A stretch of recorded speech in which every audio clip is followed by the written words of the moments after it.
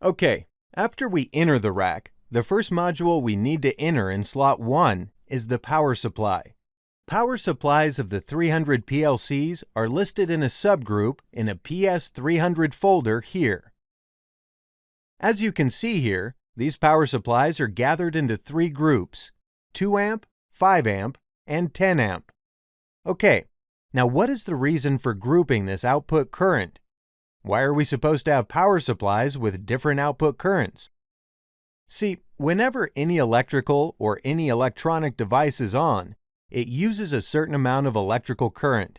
For example, when you turn on a TV, it needs to use up a certain current with a specific voltage to be on. If the current gets disconnected, the TV will turn off.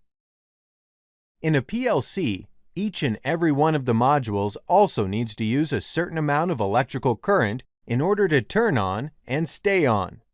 The power supply provides this electrical current. Therefore, the output current that a power supply provides us should not be less than the total current that all the modules use up. In other words, the output current of the power supply has to be such that it is able to keep all the PLC modules on. In electrical enclosures, we have other facilities in addition to the PLC modules that also need a power supply to be on and that use current. For instance, if we use an LED light for the lighting of the inside of the enclosure, this light uses up a specific amount of current. Or, for example, if we have a signal beacon in the enclosure, this also needs a power supply and uses up electrical current when it's on. Therefore, in order to choose a suitable power supply, we need to figure out the total current being used up in our facilities in the enclosure, and then choose a power supply with a proper output current based on that. In order to find out the current used in all the modules and in the facilities we have in the enclosure, we can simply find the current used in all the facilities one by one from their manuals, and then add them all up. For example, if the total current used in all the facilities is approximately 3 amperes, we can consider a 5 amp power supply for our enclosure. In some cases, where we have quite a few facilities in the enclosure, we can use 2 separate power supplies. For instance, we can use one power supply just to turn on the PLC modules, and another power supply for the rest of the facilities and interfaces that we have in the enclosure.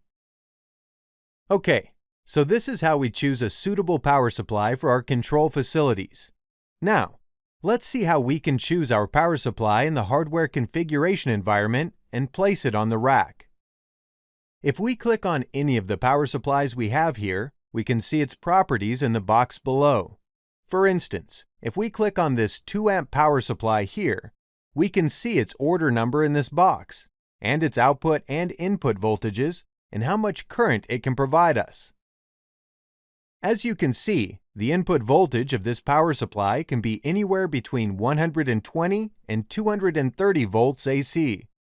This means that to turn this power on, we can simply connect it to the city power, just like other electronic or electric appliances we have at home. So, now what is its output voltage? On here, it says the output voltage of this power supply is 24 volts DC. What does this mean? This means that this power supply can turn on the facilities that work with 24 volts DC, meaning that the facilities that need a 24 volt DC power in order to be on can be turned on by this power supply. Generally, most of the facilities we have in an enclosure work with 24 volt DC voltage. So, as you can see, the output voltage that these Siemens power supplies gives us is 24 volt DC. Therefore, all the power supplies we have in here receive a power between 120 and 230 volts AC and give out a 24 volt DC voltage. Okay, we said the power supply we want to use in the enclosure is a 2 amp power supply. However, we see that in our software environment, we have 3 kinds of 2 amp power supplies. So how can we figure out which one to use? To do so, we need to see the order number of the power supply we have in the enclosure, and then we choose the same one and place that on the rack in the software environment. The order number of Siemens modules are written on the front. For example, the order number of the power supply we have in here is 6ES7 307 1BA01 0AA0. So, as you can see, the order number of the power supply we have here matches with what we need. Okay, now we need to place this power supply on the rack. To do so, we choose our desired slot on the rack first, and then we double-click on our module so that it gets on the rack. After our module gets on the rack, if we click on it, we can see its complementary information, such as its order number in this window below. The point regarding the order number of the power supplies and hardware configurations is that if we place a power supply with a different order number from what we have in the enclosure in here, and then we download the configuration on the CPU won't send any error messages. Even if we don't do the configuration of the power supply in this environment and we don't place it on the rack, there won't be any problems in hardware configuration. Therefore, placing the power supply in hardware configuration is optional, meaning that we can place it in here on the rack, but if we don't do so, there won't be any particular problems.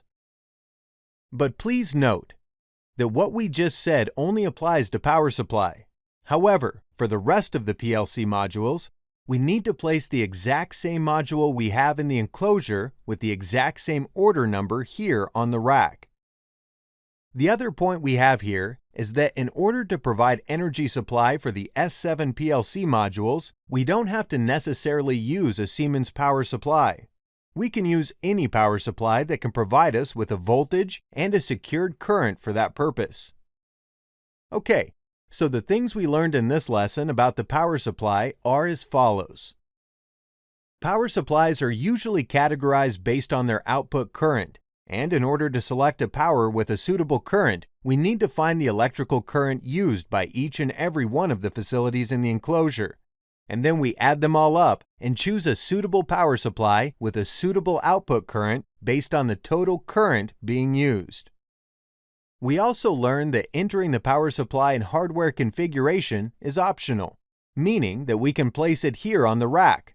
However, if we don't do so, and we download the configuration to the CPU without the power supply, the CPU won't send any error messages. The reason for this is that we can use any power that can provide us with a voltage and secured current for the PLC modules, rather than using a Siemens power supply.